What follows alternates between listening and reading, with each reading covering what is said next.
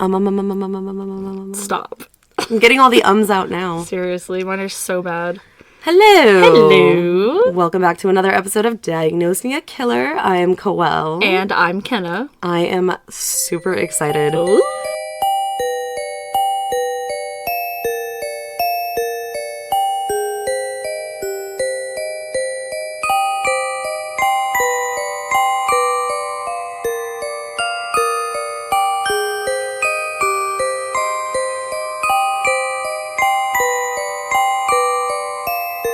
Literally just finished this last little bit of typing before we came in here. Oh, yeah. I'm so excited. I was just, like, on TikTok just waiting for you to come be like, hey, are you ready to record? I'm like, yes, let's go. Your feet fall asleep? Yeah.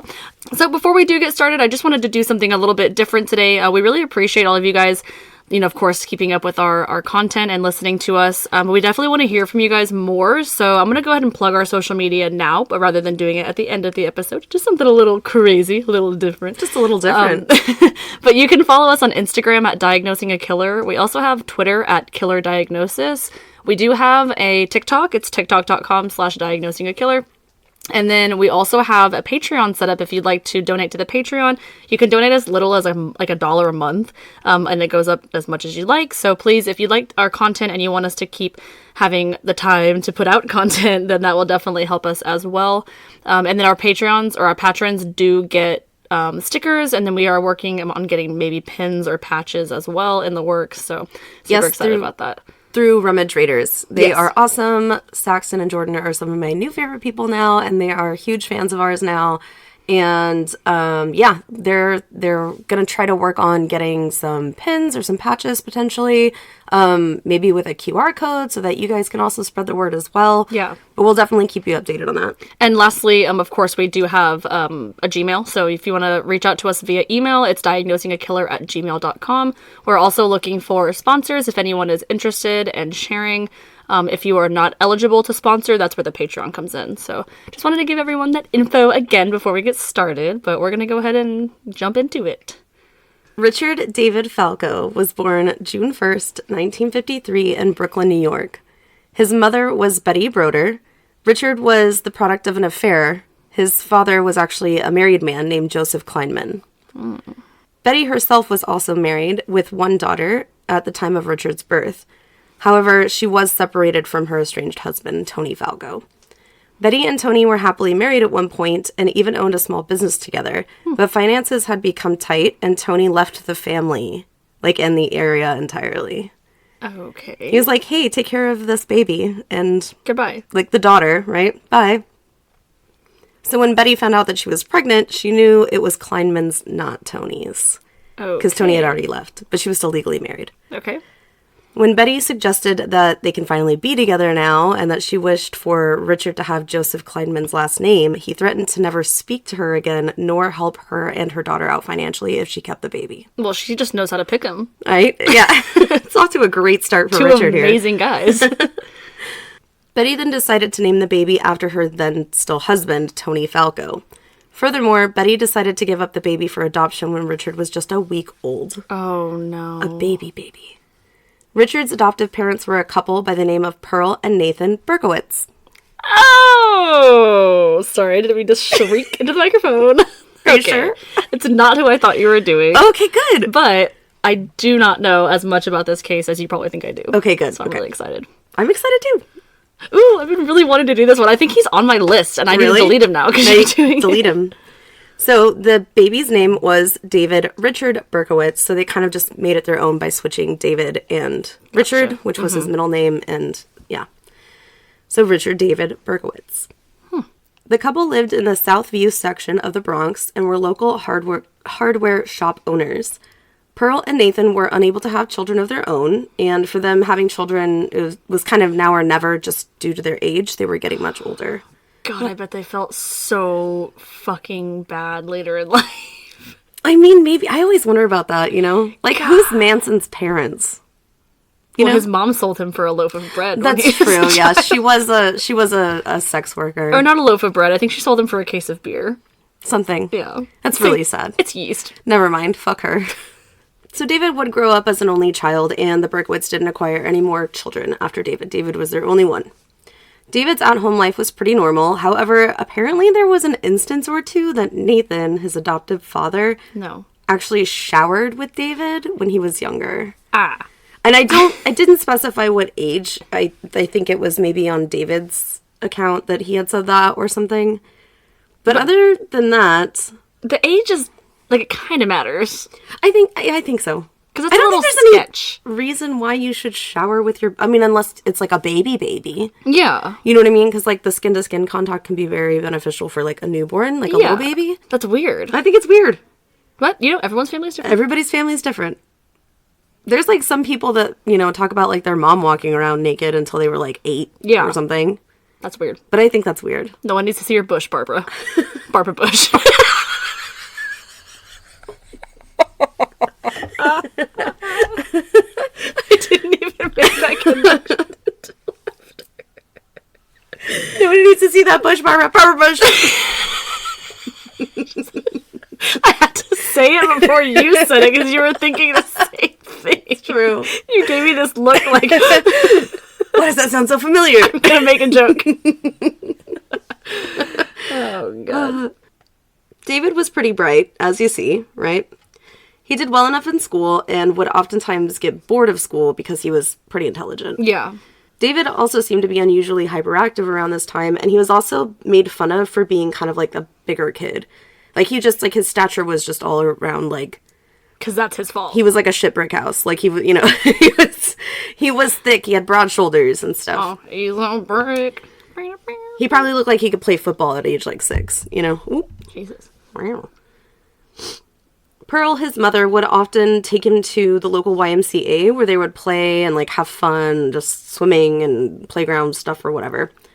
She probably thought nothing of it at the time because David was so young, but she would actually take David into the women's locker rooms to shower. And a lot of the time, the women in there would be nude. I'm sorry. How old is he at this point? I mean, he's elementary school age, probably like 5, 6, 7. Okay. Yeah. 5, 6, 7. That is too old for that. That's way too old. That is... See, I don't know if it was like... I mean, some of the women would probably be walking around like nude or like with a towel on, but I think it was just like maybe the overall theme of sexuality. Yeah, you know what I mean? That's inappropriate. Yeah. There's like adult women...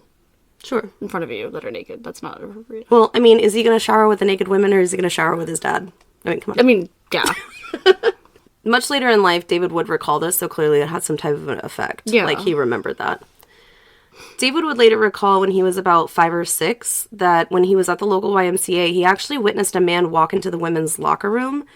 And David said that he kind of reveled in the noises of disgust that the women made at, like, this man walking into the locker room. Ew. Yeah. Like a noise like that. Ew. Ew, oh my God. Around the same age, David also recalls an instance where his mother slapped him for allowing a young schoolgirl to dump sand over his head, saying that he shouldn't allow girls to treat him that way. Okay. You gotta stand up to women and fucking make yourself known. It's Diagnosing a Killer's moment of irony. Oh my God. The mom telling him that too. And slapping him and saying, like, don't allow women to treat you that way. As she's treating him that way. What the fuck? As a woman is actively treating him. Pearl. I see you, Pearl. Also, when David was about 5, it was revealed to him that he was adopted, but that his mother had actually died during childbirth, which was untrue. Clearly false. You know, like a lie. Yeah. It's a liar. Like a She's liar. like a liar. So, essentially, Pearl and Nathan, I guess, like, to say that as essentially they kind of ensured that he wouldn't go looking for his biological mom, which I've heard of adopted parents doing that, which is horrific. It's like Dexter. So, of course, you know, that was Betty Falco.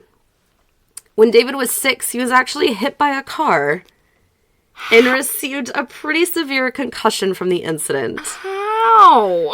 He's 6. Like, who the fuck isn't watching him? Like, he just fell off a roof. Yeah, it's like Angel Resendez. Like, just fall off a roof. Just fall off a roof. Born. Like, as soon as you're born. Just a few months after this, he actually slammed into a brick wall. Like, ran into a brick wall, causing another concussion. And when he was 8, he was actually hit over the head with a pipe, receiving a 4-inch gash to his head. Oh by my a schoolmate. god. Yeah. Okay, first of all, this is really sad. Like, I'm not trying to make a funny out of this, but it reminds me, have you ever seen Not Another Teen Movie? Yeah. When the football player, like, it's like number of concussions he has left. Yeah. It's like, how many times can you get hit over the head? And, like, I mean, clearly it has some sort of 4 effect. years. Yeah. Like, clearly, that's fucking terrible. And over the span of 4 years, like, God. your head never gets a chance to recover. Yeah. It is like Angel Resendez. It is. Or we saw that too in Raymond Fernandez. Yeah, when it happened to Raymond Fernandez too on the ship. Where Oh, yeah. we see that a lot in these. Well, severe head trauma damages the, you know, the frontal lobe, and that's, like, exactly where all of that shit happens, like, and comes from. So eventually David would turn to more rebellious behavior, who could have seen it, to cure his boredom, right? Because he's also very bored in school as well. By the time he was in middle school, David began to commit small robberies and set small fires. Did he went to bed? It didn't specify. He probably did. I'm sure he did. Probably did. He probably got slapped for it too. True. David would often play neighborhood baseball with the other local kids, but many people in the neighborhood considered David to be spoiled and at times bully younger, smaller kids.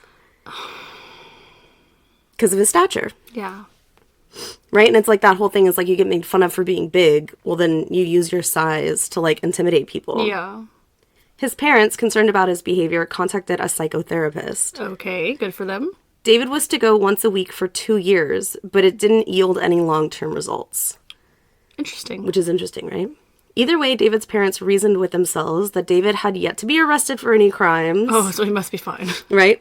Nor had any sort of concerning behavior documented in school, and they thought that maybe he would just grow out of it.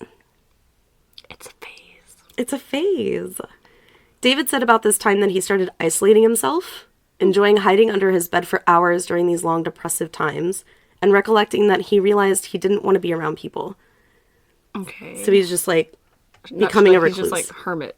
Yeah, and this is like middle school. Middle school, That's early really high sad. school. It is sad. He would actually sneak out at night because he said that he would rather be surrounded by darkness instead of like being out during the day. And he didn't like being around people, so he thought that like being in the, you know, being out at night when there's not so many people, it appealed to him. He said he would often scale buildings or bridges and then imagine that he would jump off of them. Oh, that's sad. And he was so young. He was like 12 or 13 at this point. Jeez. David actually began to abuse animals at this point as well.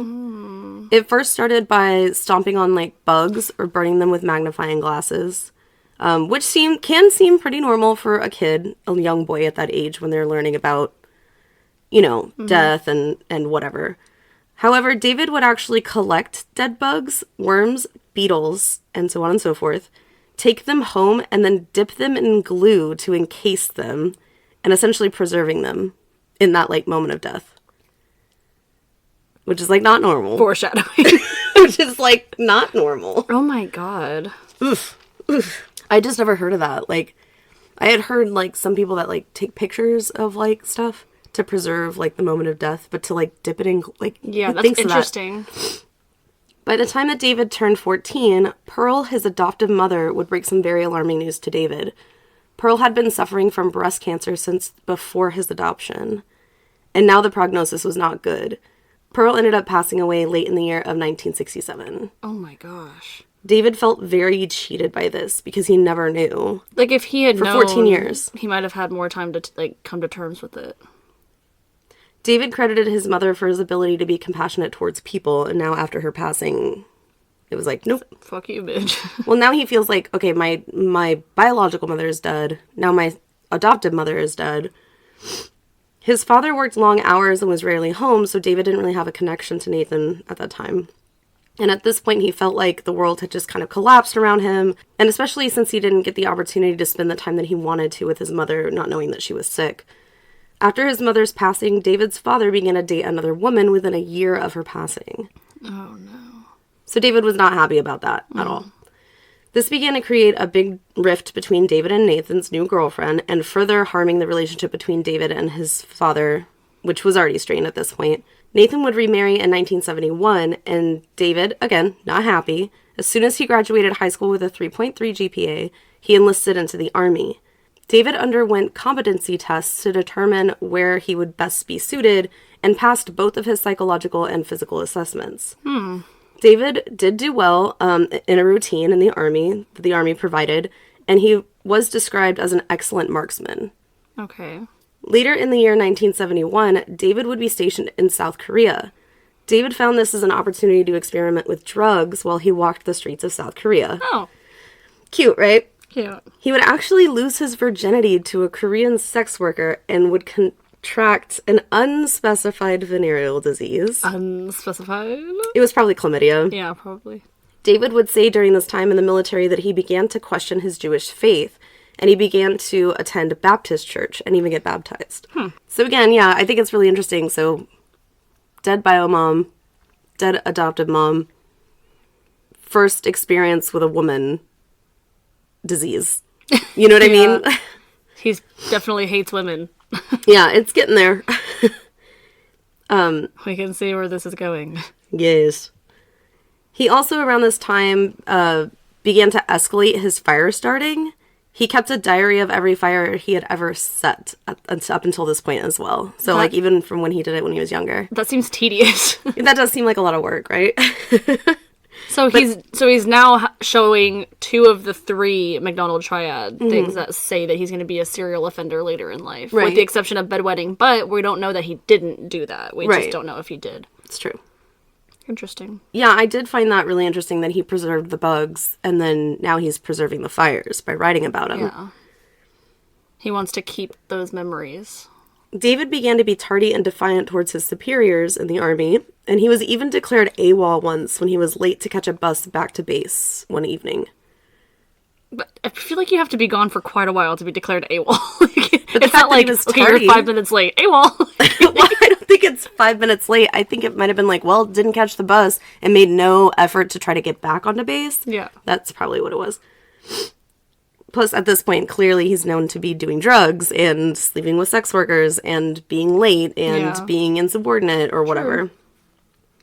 Even with all of these infractions, David was honorably discharged in 1974.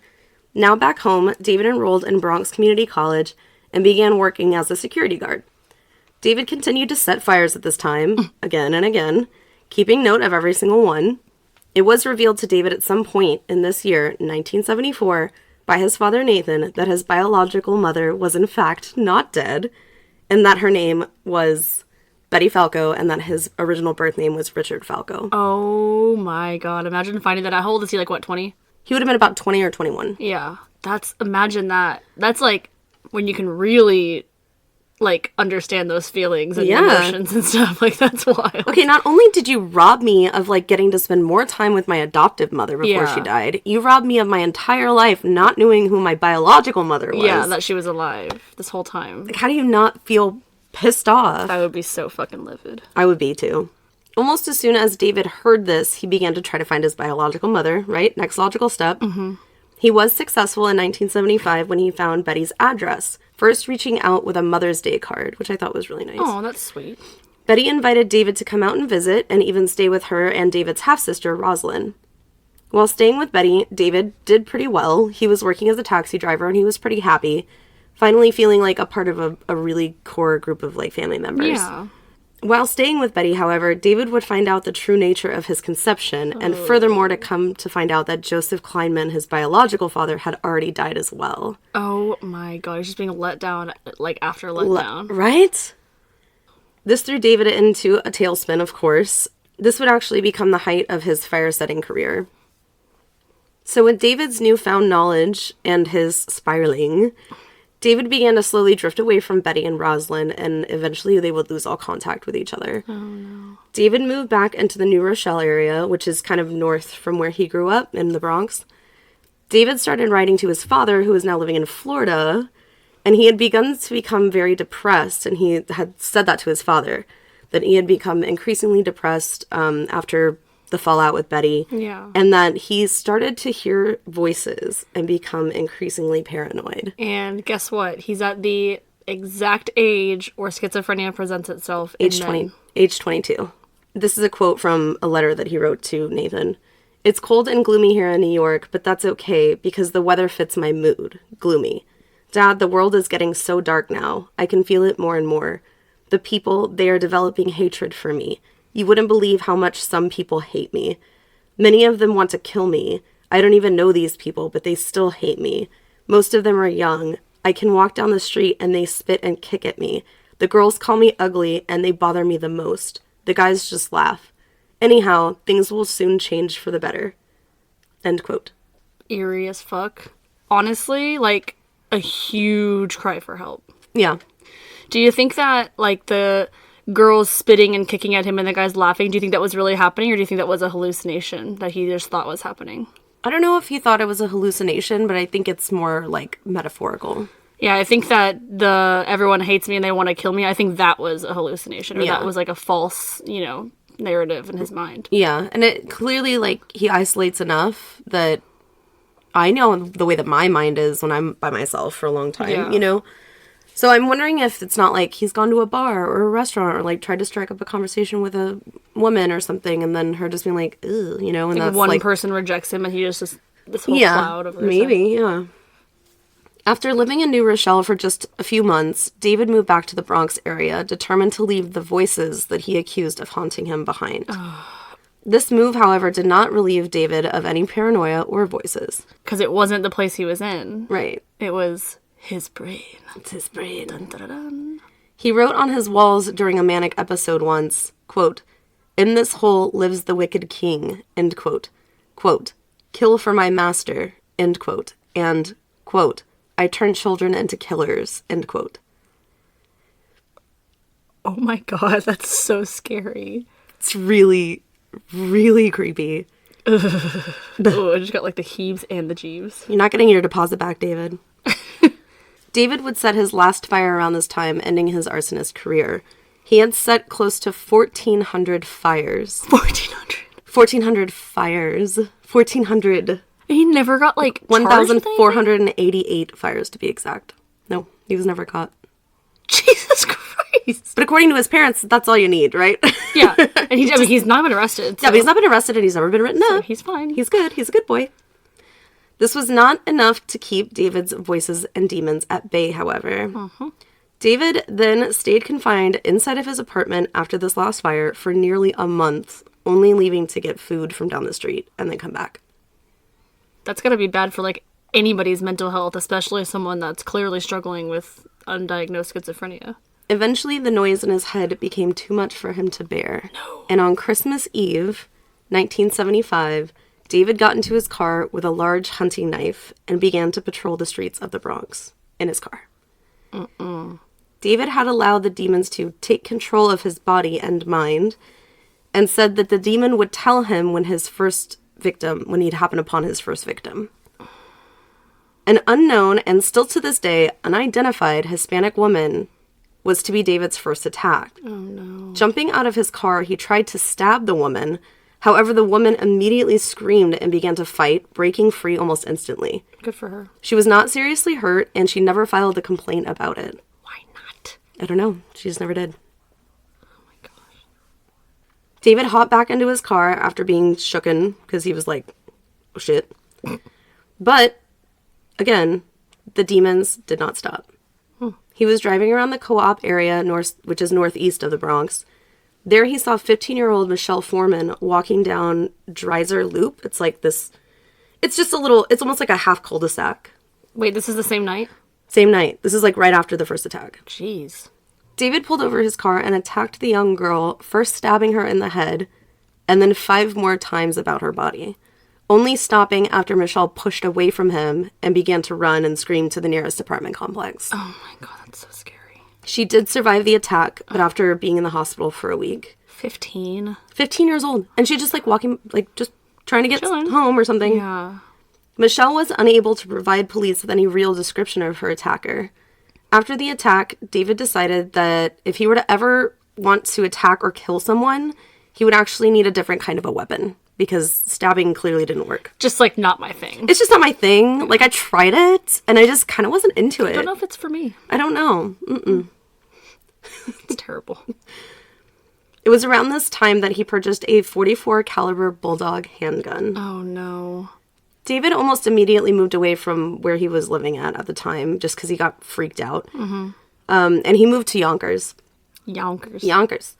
There he found a 2-bedroom house for rent under owners Jack and Nan Cassara. He began renting from the couple who had also lived on the property and had a German Shepherd, which becomes a thing. David could not stand this dog, as it would howl at all hours of the night and day. David became increasingly convinced that the howling was no coincidence. He believed that the howling was directly correlated to the voices and demons in his mind. Oh my God. He believed that the demons were using the howling to communicate with him, consistently seeking a blood sacrifice. Oh my God. This is like the most common knowledge thing about David Berkowitz, is that he claims that the neighbor's dog told him to kill. He's Dr. Dolittle. Yeah, like, that's like next level shit. Like, that's how scared do you think he was in that moment? Like, I can't get this out of my head. They're telling me, they're controlling me. Like, he truly believes that. You can tell. He truly believed that. That's so sad. And first of all, did his dad ever fucking say anything about that letter that he wrote him? Because no, bitch, he's living in California or Florida with his new wife. Fuck, apparently. His like, new that's family. So terrible.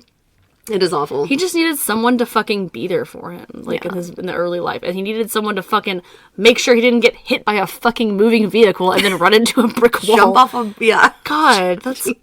He just didn't have a fucking chance from the start. That's so awful. David said about this time, quote, "I'd come home to Coligny Avenue at like 6:30 in the morning." This is verbatim.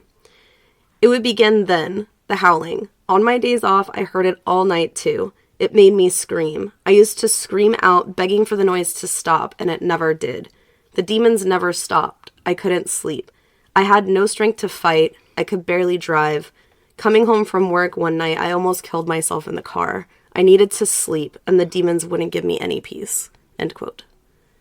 That is so fucking sad. You can hear how manic it sounds. Like, you know? Like, he can't... I guarantee you that dog was not howling at all hours of the night. I'm sure it wasn't. Maybe every once in a while, but he just heard it. Yeah. All the time. It was just more prevalent when the dog would, right? Yeah. And then you just hear it echoing for forever. It reminds me of that H.H. Holmes, the episode where you said that his buddy committed suicide, like, later on, and he left a note that said, "I couldn't sleep." I just couldn't sleep. That's so sad. It is really sad.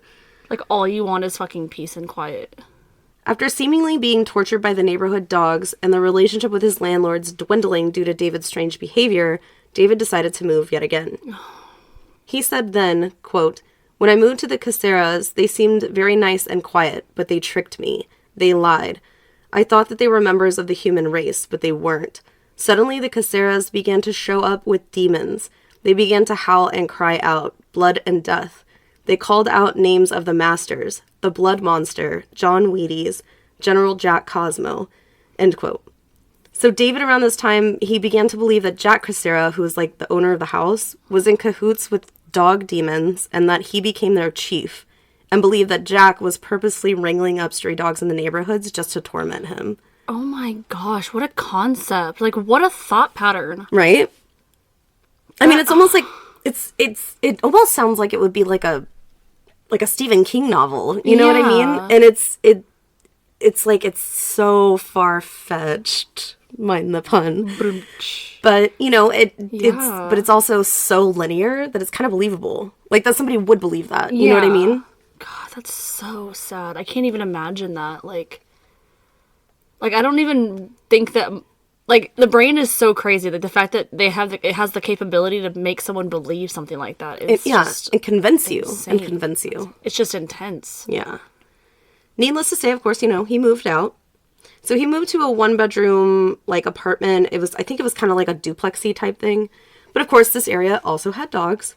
And, of course, most notably, David's neighbor was one Sam Carr. Sam had a dog named Harvey, and David felt especially targeted by this dog specifically. He also believed that Sam, the owner, was a demon in human skin, and the most powerful demon that worked for General Jack Cosmo, his previous neighbor or owner. On one occasion, David attempted to throw a Molotov cocktail in Sam Carr's yard in an effort to kill the dog, but was unsuccessful. It got snuffed out. it didn't Well, work. his fire setting career was not over then. I thought it was. Well, he didn't set the fire because it went out. Okay, well, he tried. But he did like fire, I guess, still. That's so awful. In late July 1976, Donna Laria and her girlfriend, Judy Valenti, decided to go out for a night of dancing at a local dance club. Leaving the club around 1 a.m., Jody parked her car outside of Donna's house while the two chatted and laughed about the night that they had just had. After the conversation ended and Donna and Jody said their goodnights, Donna opened up the car door. As she opened up the door, she noticed a man walking directly towards her in a rushed manner, with rage on his face. As soon as the words, "Now what is this?" left Donna's mouth, the man crouched down, getting down on one knee, bracing his elbow on his knee, and fired one shot, striking Donna and killing her instantly. Oh my gosh. Jody was not totally sure of what was going on and was shocked when the man walked up to the passenger door and without taking aim shot once into the car, striking the 19-year-old in the hip. Turning to leave, the man shot once more towards the young women but didn't hit either of them. Donna was pronounced dead at the scene. She was just 18. Oh my god. Jody was rushed to the hospital. She was able to tell detectives that she didn't recognize the man as someone that she might know.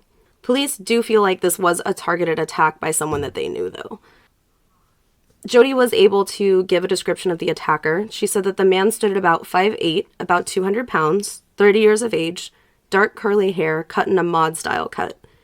She also described seeing a yellow car leaving the scene after the shooting. This was also corroborated by Donna's own father, who had earlier in the day witnessed a man matching the description, sitting in a yellow car on their street. Interesting. Even neighbors said that they did see the car patrolling the streets the last day or two. David felt like he had done well and that he had made Sam proud. Sam had told David that he would find David a wife. He told him that the woman he was to kill would be risen again and married to David when she would eventually rise from the dead. This is, obviously Sam did not say this. No, this is in his brain. Okay. That Sam had told him, like, kind of like when the demons were telling him, "I'll let you know when you find your victim," kind of a thing. Yeah. It's the same thing, but it was like, the woman that you're about to kill will be your wife. So he's trying to find, like, an attractive woman to kill, or whatever. Sure, yeah. Okay. So that's what David thinks. On October 23rd, 1976, Carl Denaro, age 20, and a group of friends got together to throw him a going-away party at a local bar. Carl was actually due to leave for the military in just a few short days. Rosemary Keenan, who was 18 at the time, was a friend of Carl's and who was at attendance at this party. And after the bar began to close down around 2:30, Rosemary offered to drive Carl home. The two stopped along the way in Flushing, Queens, near Brown Park. They chatted for a bit, or whatever 21-year-olds do in a car at night outside of a park at 2:30 in the morning. Smoked a little bit of weed, kissing, what have you. All of a sudden, the glass of the windows shattered around them. Startled and not knowing what was transpiring, Rosemary started the car and sped off. When they were able to assess themselves, they both realized that Carl had actually been shot in the head, but was conscious at the time. Jeez. Until learning that fact, essentially. I mean, once you realize that. Yeah, shock. Yeah. He woke up just a few hours later in the hospital. Carl had undergone emergency surgery, including the use of metal plates for the extensive damage done to his skull. Rosemary was unharmed by the would-be killer, just minor scrapes and scratches from the shattered glass. Neither Rosemary nor Kyle could give a good description of the suspect. However, investigators would not leave so empty-handed from this scene. They were actually able to obtain a near-perfect bullet from the shell of the car and were able to determine that the bullet was a .44 caliber. Oh, wow. Although it was not determined at the time what kind of gun was used, Yeah. because it still suffered some damage. Carl's father was actually a 20-year New York City police veteran at the time of the shooting, so of course the department took this very seriously. The shooting had yet to be linked to Donna and Jody's shooting since they were being investigated by two different boroughs, because this happened in two different boroughs. It would be revealed later that due to Carl's long hair at the time, the killer likely believed that there were two women in the car. About a month later, 16-year-old Donna DeMasi and 18-year-old Joanne Lamino decided to go see a late-night movie.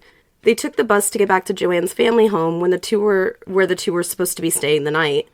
Once they reached the porch of the home, they noticed that they had been followed by a man in military fatigues. The man began to speak in a high-pitched voice. "Hey guys, how's it going?" That's what I imagine. As if to ask the girls for directions, while attempting to manipulate his voice at the same time. when all of a sudden the man pulled a gun from his coat pocket and began firing at them. Oh my gosh. He struck each of the girls once, incapacitating them, and then he turned to run away, and when he did, he fired several more shots in their direction, but they weren't hit a second time. He's like really chaotic with this gun. It's weird. Okay, but remember when, they had said that he was a really good marksmith? Yeah. Marksman, when he was in the army. So why is he missing all the time? Exactly. Like, why is he hitting each of them once and then, like, turning to run and going, can't catch me? Yeah. Yeah, that is weird. It's weird. As the suspect ran away, a neighbor who had heard the shots ran to the sidewalk to see what the noise was. At that moment, the suspect ran right past the neighbor, who noticed the man had a revolver in his hand. This neighbor was able to provide a description of the man, although the neighbor swore that the suspect had blonde hair, not deep brown or black like Berkowitz did. That's why eyewitness testimony is not very reliable. Donna DeMasi would be struck in the neck by gunfire, but she would ultimately survive the attack. Joanne Lamino, who also survived the attack, she actually would never walk again. The bullet pierced her or did enough damage to her spinal cord. She would never walk again. And she was like 20 years old. Fucking dickhead. Or 18. I think she might have been 18. Yeah. 18. Oh, it's so sad. At this point, these 3 shootings have yet to be connected, as only one bullet was not completely destroyed, and that was the scene from Carl and Rosemary's shooting. On January 30th, 1977, Christine Fruend and her fiancé John Dial decided to go see the hottest new movie. It was just released a couple of months prior. Ooh. Guess it. 1977. The biggest movie. Grease? Well, it was technically 1976, because it had come out like November. No. I don't know. Adrian. Rain Man? Rocky. Oh, Rocky. I said the first letter right. Rain Man. Oh no, oh no, oh no.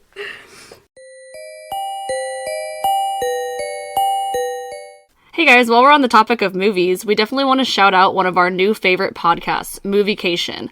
Brady, Cole, Joe, and Tyler dive into some of the best and worst movies and TV shows of all time. Whether it's blockbuster hits or B-list flicks, these guys have all the information and spoilers you could ever want. Check out Moviecation wherever you listen to podcasts. Did you know? Okay, so just a little tidbit about Rocky. Like, everybody thinks Eye of the Tiger when they think Rocky. That's actually Rocky 3. It's not even Rocky like the first Rocky. Damn. Right? Lame. It's the Eye of the Tiger. So while the couple sat in the car of the theater parking lot, they were considering which dance hall that they wanted to attend for that night. Shots began to ring out. The car was struck several times by gunfire. John only suffered minor injuries from the glass shattering. However, Christine was struck twice in the head. Yeah. After John tried to drive from the scene and waved down passing motorists for help, neighbors called police.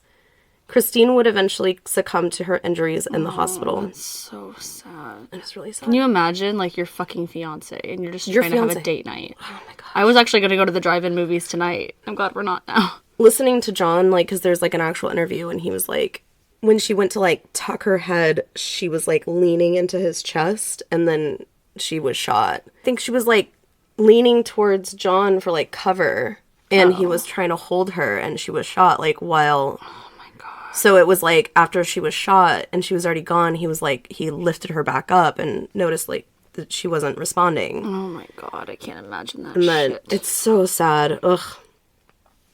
It's a really sad interview. Neither one would be able to give a description of the assailant, of course. Bullets that were recovered from the scene matched a .44 caliber gun. Police at this time, looking at certain circumstances of each crime, determined that these 4 shootings were all linked somehow, specifically that most of the targets seemed to be long, dark-haired women, and young.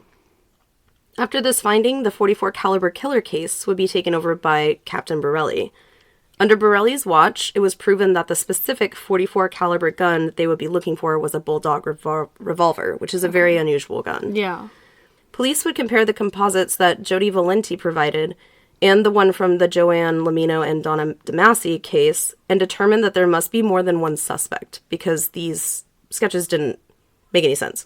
On March 8th, 1977, Virginia Versketchian was walking home from a Columbia University campus when she noticed a man walking up directly towards her. As the man raised his gun, Virginia tried to shield herself with her own textbooks, but was ultimately shot and killed at the scene. Oh my god.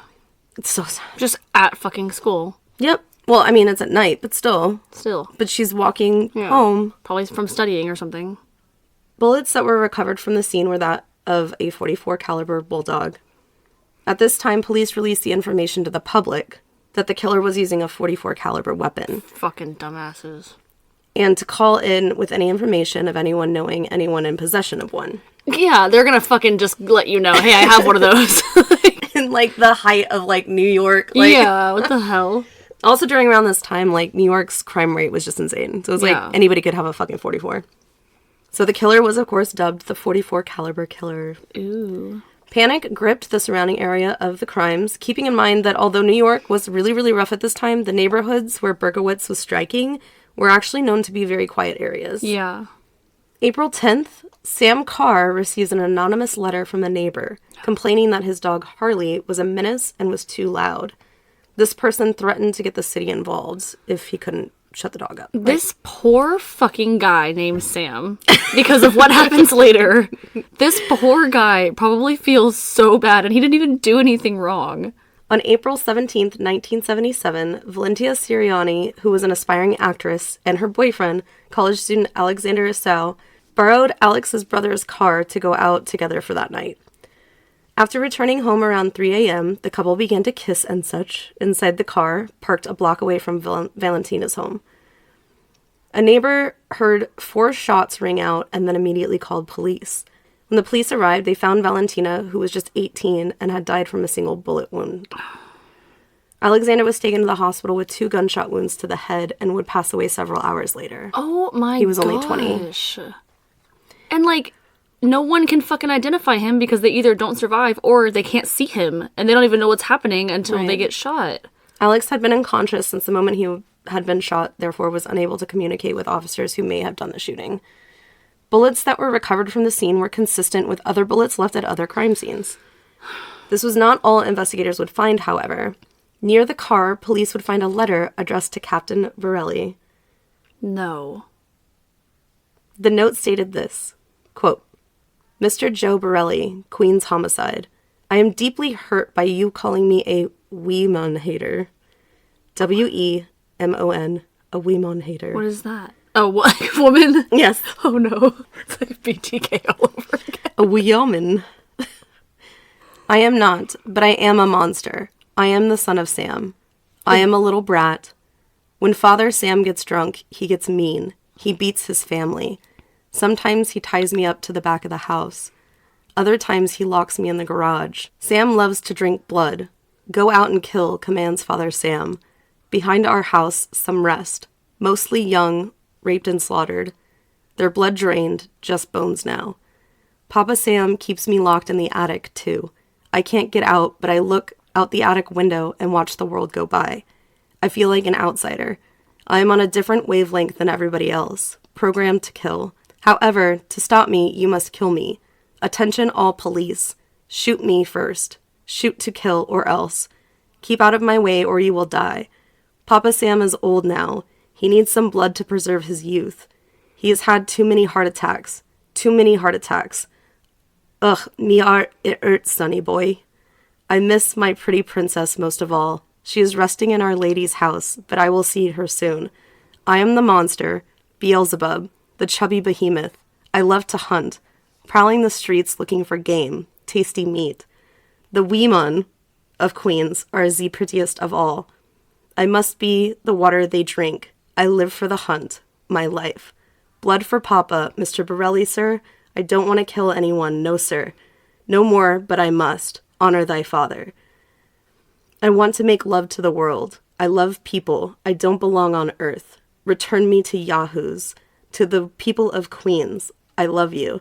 And I want to wish all of you a happy Easter. May God bless you in his life and in the next. And for now, I say goodbye and good night. Police, let me haunt you with these words. I'll be back. I'll be back. To be interpreted as bang, bang, bang, bank, bang. Ugh, yours in murder, Mr. Monster. End quote. Okay. I'm sweating. First of all, he contradicted himself like 30 fucking times in that whole letter. He's like, I love the women, but I'm gonna kill them all. Like, you must kill me, but stay away from me, or else I'll kill you. Like, okay, and all of that is a farce, clearly, except for the part that he's gonna keep killing. Imagine getting that letter. Like, does this guy really think that someone is locked in an attic and is being forced to kill? Or does he think that he is suffering from some sort of disorder? So I don't know. Okay, so it can be interpreted like a few different ways, That's right? so much. Like, we know that, like, the dogs are talking to him, right? So I'm wondering if Sam, like, when he says, like, Sam is getting old, he's like this demon that needs to, like, feast on blood to remain young. But is it, like, trapped in trapped in the attic? Is it, like, he feels like he's trapped in the attic until Sam the demon uses him? You know what I mean? He's watching the world kind of pass by while he's not being used by Sam. You know what I mean? But he's also, like, very intelligent, so maybe he's just trying to throw them off and make it seem like he is being held captive and being forced to do this, and he's not just, like...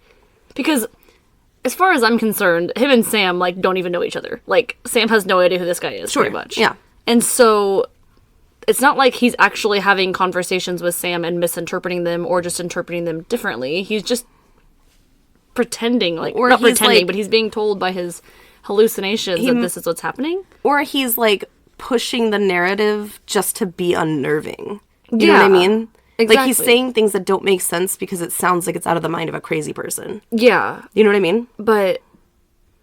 So detectives have some theories as to what the letter meant. One theory is that the writer struggled with the death of a parent. That's why he calls himself son. And that maybe his real father, had suffered a heart attack because he made that notion of, like, he's had so many heart attacks. Yeah, but his adoptive dad is alive and well, and his bio dad... Right, but this is just the detective's theory of, like, who they might be looking for. I see. Donna and Jody, which were the first two shooting victims, they were also nursing students. So they were like, oh, maybe he's attacking young, like, Florence Nightingale type people. You know what I mean? Son of Sam could also be in reference to the military, meaning the son of Uncle Sam. So they were like, maybe he's a military man. And again, at one point in the letter, there's kind of references to this Scott English accent. Like when it was like, oh, me, it's Sonny Boy, you know? It was weird. Boy. So detectives thought that maybe the writer might be like close to heritage or something like that. Okay. And again, this is all just speculation. They don't fucking know. Either way, the letter was addressed specifically to a police officer, especially to the head of the investigation, and it was really unnerving. And when did he leave that letter? Because neighbors called police immediately after the shots were fired. So how did he, like, run by, like, toss it? Unless he left it there and then did the shooting. You know what I mean? He walked by them first and left it there? I don't think he walked by. I think he just put it there and then he shot, you know? But if neighbors heard the shots, wouldn't they have seen him, like, when they called police? Like, Not they at looked 3 in the outside? morning. Yeah, It's 3 in the morning. It's not like it's noon. Most killers enjoy playing cat and mouse. Everybody knows that. But the letter seemed to just be a little different. It really didn't... It wasn't like, come find me, you know? It was just... But it was just taunting, you know? It was like, shoot me if you must, but stay away if you dare. Yes, stay away or else. So the investigators were absolutely convinced that this individual was suffering from some type of schizophrenia and that they were sure that this person did believe that they were possessed by a demon. Okay. On May 19th, Sam Carr received another letter regarding his dog, Harley. The letter stated, quote, I have asked you kindly to stop that dog from howling all day long, yet he continues to do so. I pleaded with you. I told you how this could destroy my family. We have no peace, no rest. Now I know what kind of a person you are and what kind of a family you are. You are cruel and inconsiderate. You have no love for any other human beings. You're selfish, Mr. Carr. My life is destroyed now, and I have nothing to lose anymore. I can see that there shall be no peace in my life or my family's life until I end yours. Immediately, no. I would move so fucking fast. I would be like, I'm the fuck out of here. You give that dog away. Damn it, you give that dog away. Or I will end your life. You woke up to sleep. Or I'll put you to sleep. Terrifying. That is, imagine getting that letter. It gets worse. Oh no. On May 29th, Sam Carr's dog, Harley, was shot in the middle of the night. Harley would be rushed to a vet and ultimately would survive. Oh my god. But could you imagine? Like, getting that letter and then, like, someone following through on what they said they were going to do. Right? He probably was like, oh, these damn kids. Like, not only that, but imagine what it's like for Berkowitz and be like thinking that that dog is like a god or something because you shot it. Like, you've already killed people with the same gun and you've, like, shot this dog with a 44 and it survives. When the dog is, you know what I mean? Yeah. For the schizophrenia spectrum, can't be good. Can't be good. Probably like, oh my god, that it survived. Dog is like, it's a god. Oh, it's protected. Yeah. Oh no. Oh no. Did you hear that demon come out in my voice just now? I was like, oh, on May 30th, 1977, so the next day, the Daily News received a letter addressed to Jimmy Breslin. Jimmy, by this time, was a well-known figure in American journalism. Jimmy had recently put out an article detailing some of the crimes that the Son of Sam had committed, and almost taunted him, told the killer to turn himself in, since it was the only clear civil outcome for this whole thing. The Son of Sam did not like this. Yeah. The envelope containing the letter said nothing on the front, but the back read, quote, "Blood and family, darkness and death, absolute depravity, 44." End quote. The letter stated this, quote, "Hello from the gutters of NYC, which are filled with dog manure, vomit, stale wine, urine, and blood. Hello from the sewers of NYC, which swallow up these delicacies as they are washed away by the sweeper trucks. Hello from the cracks of the sidewalks of NYC, and from the ants that dwell in these cracks and feed on the dried blood of the dead that has settled into these cracks. JB, I'm just dropping you a line to let you know that I appreciate your interest in those recent and horrendous 44 killings. I also want to tell you that I read your column daily, and I find it quite informative. Tell me, Jim, what will you have for July 29th? You can forget about me if you'd like, because I don't care for publicity. However, you must not forget Donna Loria. You cannot let the people forget about her either. She was a very, very sweet girl, but Sam's a thirsty lad, and he won't let me stop killing until he gets his fill of blood. Mr. Breslin, sir, don't think that because you haven't heard from me in a while that I went to sleep. No, rather, I am still here. Like a spirit roaming the night, thirsty, hungry, seldom stopping to rest, anxious to please Sam. I love my work. Now the void has been filled.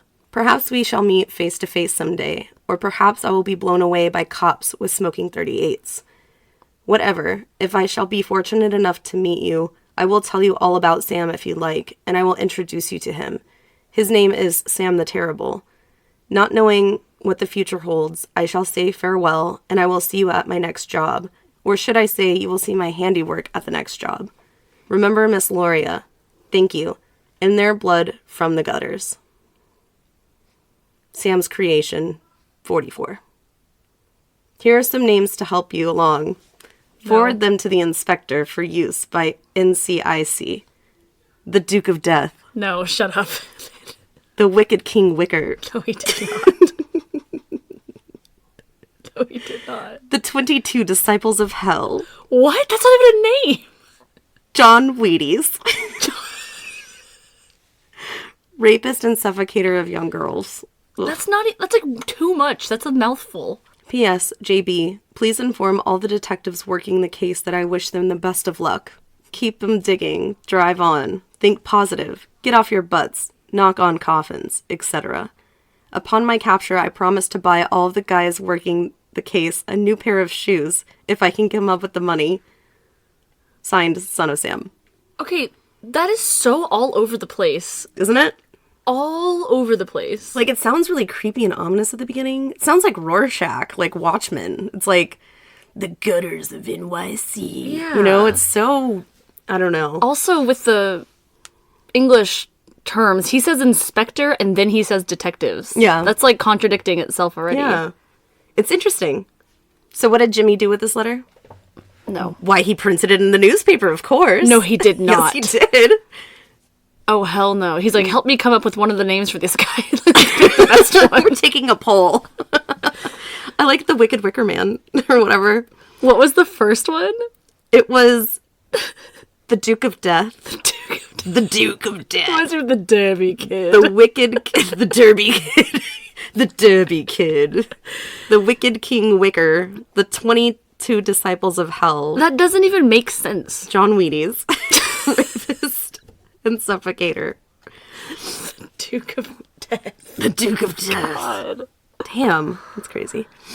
So to this day, the Daily News, that article was the top selling newspaper of all time, like of the Daily News history. Oh my gosh. It sold of course it was. over 1.1 million copies. To this day, it is the most anybody has bought a Daily News article or edition, I guess. Because at this point, like, people know that there's a serial murderer, like, Yeah. on the loose, and...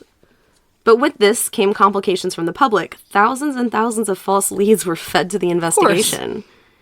Not only that, but fear became rampant.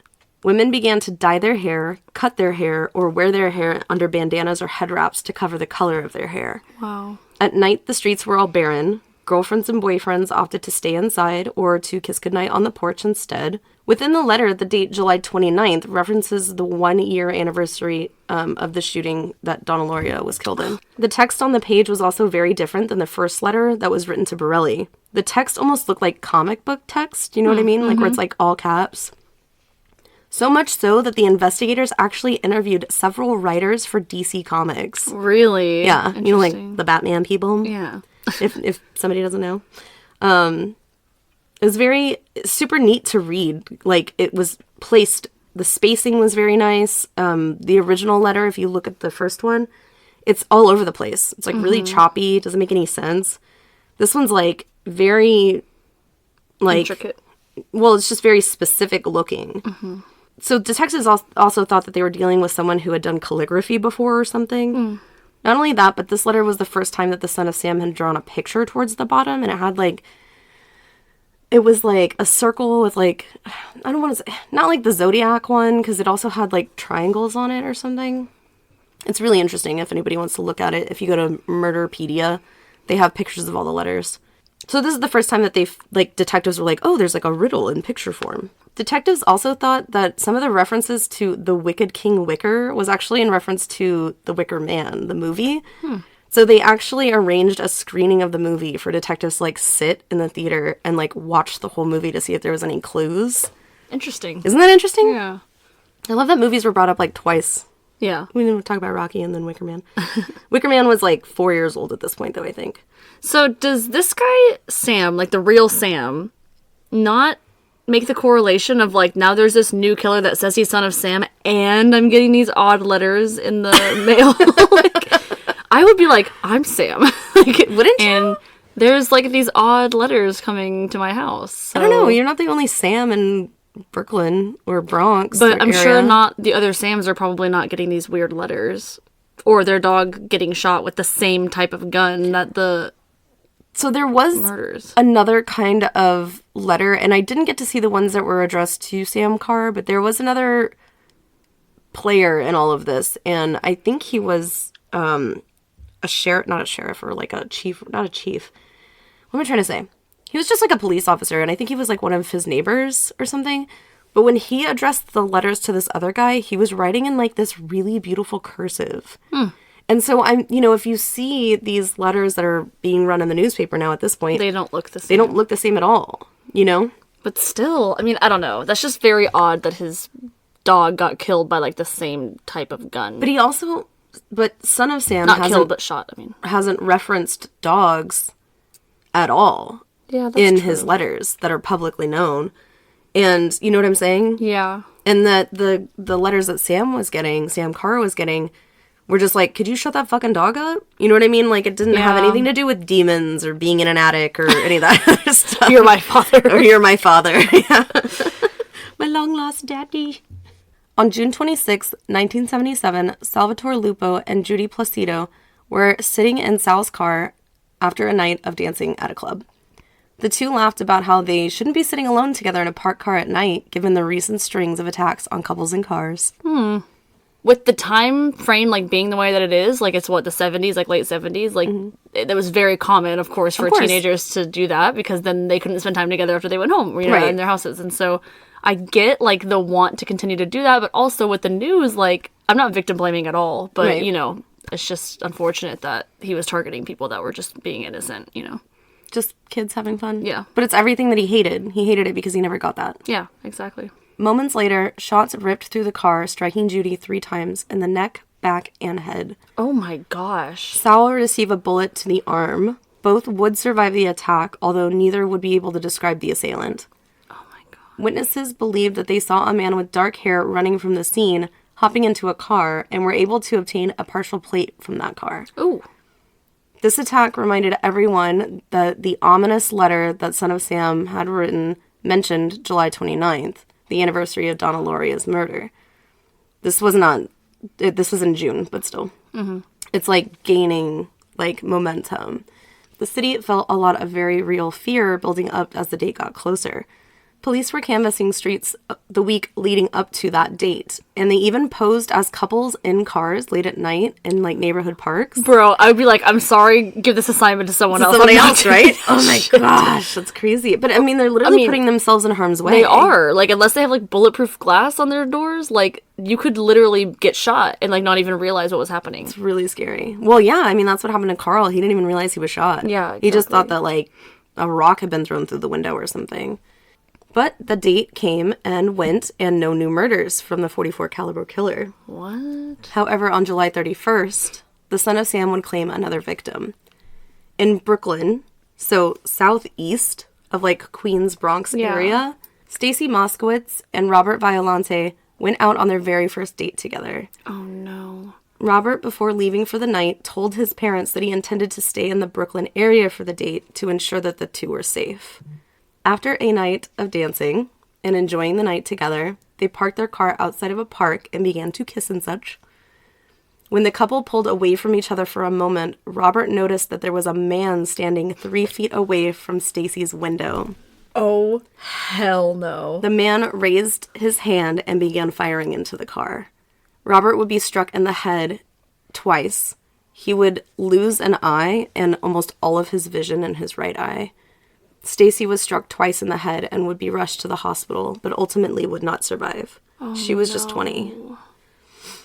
And she would also be Son of Sam's only blonde-haired victim as well. That's interesting. Right? Witnesses would say that a man with light-colored hair ran from the scene once the shots had ceased. Another witness said that they saw a yellow car fleeing the area. Given the fact that Stacy was blonde and that her and Robert were shot in Brooklyn and not the usual Son of Sam, it's not the usual Son of Sam area. Yeah. Police were relieved when they actually found that the bullets from the scene were that of the .44 caliber killer and not that of a copycat. Oh, yeah, for sure. One officer was quoted in saying, quote, "It's hard enough to catch one of them. Could you imagine if there were two?" End quote. I mean, that sounds kind of bad, but it's true. Yeah.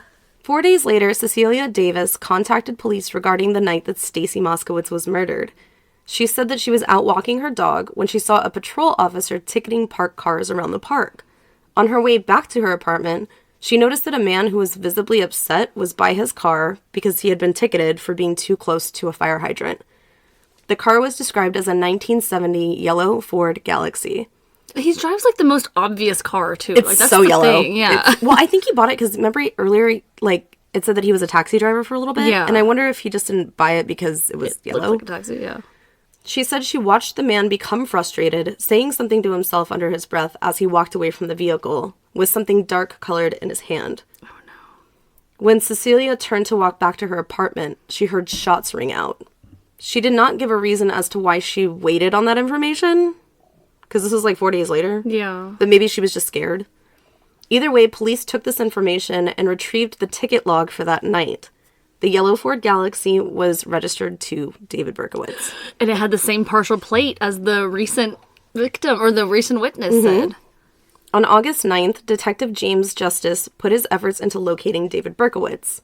When Justice called the Yonkers precinct to schedule a few officers to go look for David Berkowitz, a young woman by the name of Wheat Carr answered the phone.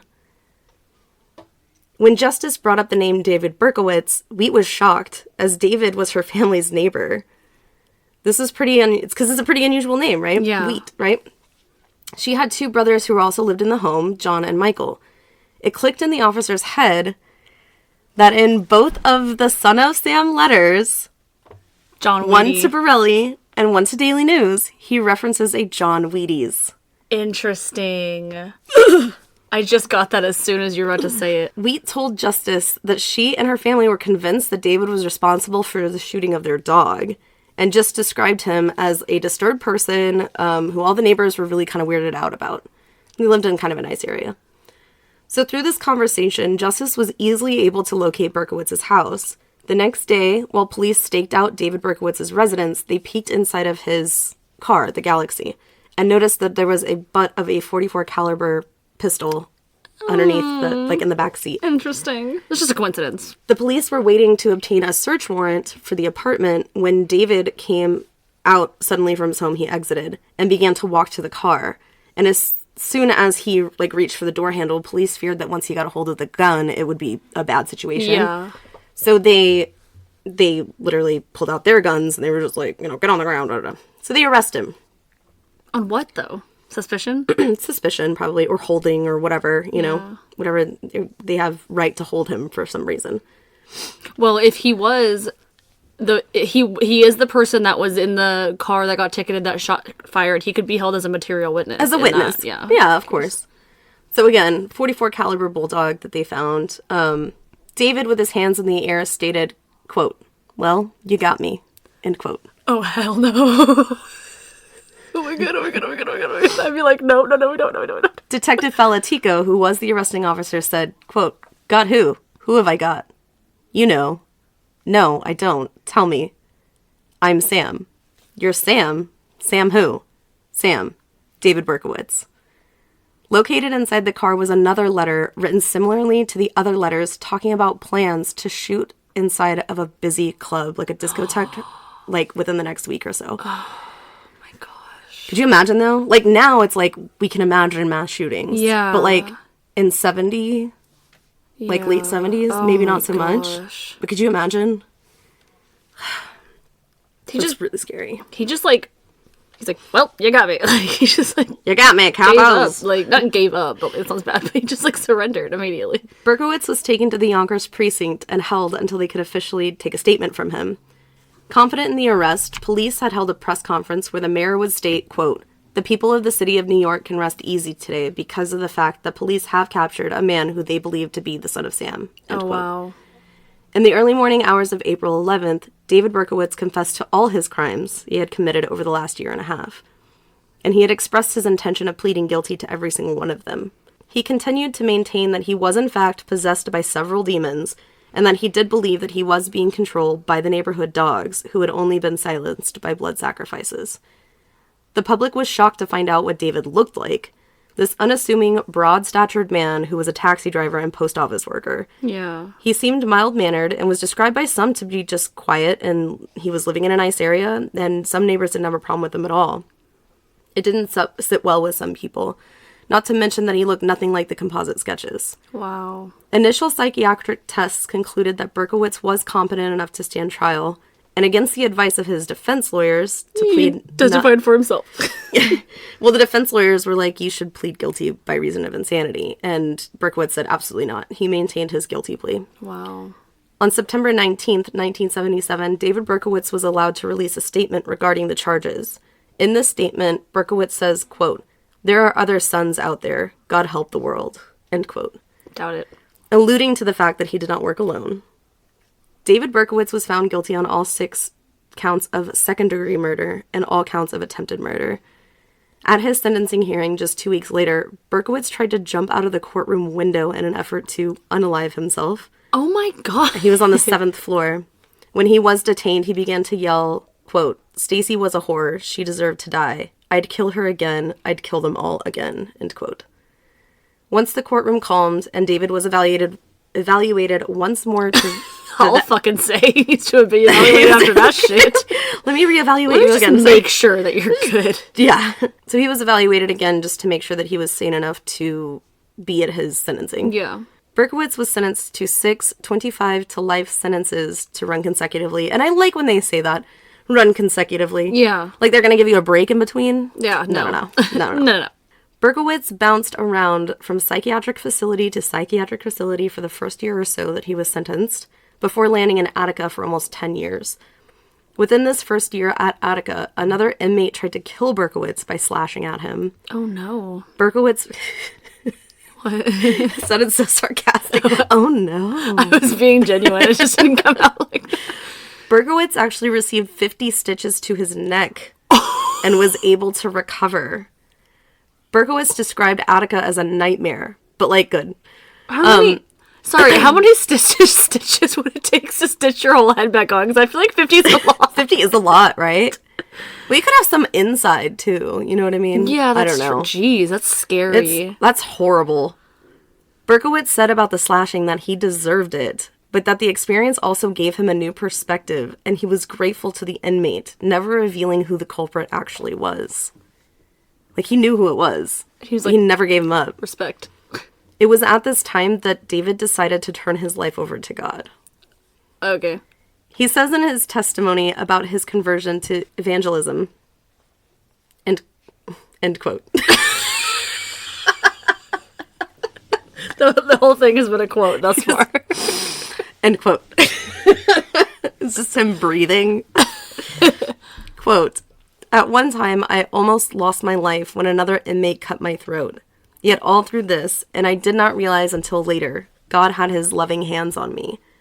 10 years into my prison sentence, and feeling despondent without any hope, another inmate came up to me one day as I was walking the prison yard on a cold winter's night. He introduced himself to me and began to tell me that Jesus Christ loved me and he wanted to forgive me. Although I knew he meant well, I mocked him because I did not think that God would ever forgive me or that he would want anything to do with me. Still, this man persisted, and then we became friends. His name was Rick, and we would walk the yard together. Little by little, he would share with me about his life and what he believed Jesus had done for him. He kept reminding me that no matter what a person did, Christ stood ready to forgive if that individual would be willing to turn from bad things that they were doing and put their faith and trust in Jesus Christ. And he did on the cross by dying for our sins. He gave me a Gideon's Pocket Testament and asked me to read Psalms. I did. Every night I would read them, and it was at this time that the Lord was quietly melting my stone-cold heart." End quote. Jeez, that's heavy. It's really heavy, right? Berkowitz has written many things about his spiritual experiences and growth, and though many have been published, he has never taken any royalties. He started a prison ministry and insists on going by the Son of Hope instead of his aforementioned name. Berkowitz has skipped or refused every opportunity to have his conviction appealed or overturned, saying, quote, "In all honesty, I believe I deserve to be in prison for the rest of my life. I have, with God's help, long ago, come to terms with my situation and have accepted my punishments." End quote. In 2002, Berkowitz sued a previous lawyer who had actually sold the Son of Sam letters in the name of memorabilia. It was just fucking gross. That is so gross. Berkowitz stated he would only drop the suit if the profits made from the sales of the letters were given to the victims' families, to which the two came to an agreement out of court. Isn't that intense? It's like he's a different person. But routine. We always talk about routine. It's true. And who knows what kind of medication he might be on, too. Yeah. Helpful medication. Exactly. In 1993, Berkowitz made several claims that he did not work alone, but actually with a group of satanic assailants. I don't know if I believe that. Out of fear of risking the lives of friends and family, David kept the names of the supposed suspects to himself. The only two accomplices that Berkowitz ever named were John and Michael Carr. Have you heard about this? Mm-mm. These accusations would never be confirmed or denied by the two men, since both were already dead by this point. Dang. A year after David's arrest, John, whose middle name was Wheat as well, he actually died in a shooting that was ruled a suicide, but only after a thorough investigation since the scene was so bizarre. I didn't go into the scene. Essentially, he is by himself, from what I can remember, by himself in like this...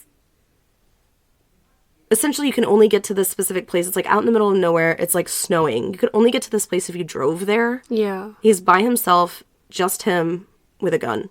But like... That's it. How did he get there? Exactly. Within a year of John's death, Michael would actually die in a car accident. Where it was like he slammed into this, a single car accident. Very sus. Very sus. Very sus. Both men were also very involved in the Church of Scientology at the time. And it has been speculated that this may be the clue in revealing the true story of the real Sons of Sam. Wow. Ooh, I just got chills. David Berkowitz resides in Schwangum Correctional Facility, and he is 69 years old. He's still alive? He's still alive. Oh, damn. That's wild. Isn't that wild? And what about this actual Sam guy? Like, he had nothing to do with anything? I don't know. Clearly his sons were kind of involved.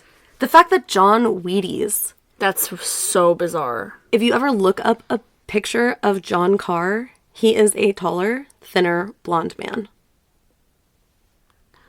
Oh, and some of the suspects said that they thought... like the composites. Some of the witnesses said that he looks like the had composites. blonde hair. Interesting. And that's why it always seemed to be like these different composites of different people. And that's what David was saying, that he was saying that it's not just him. So he later on, even after like converting and everything, said that he did admit to killing 3 people. Not the original 6. He took the fall for everyone. Then, yeah.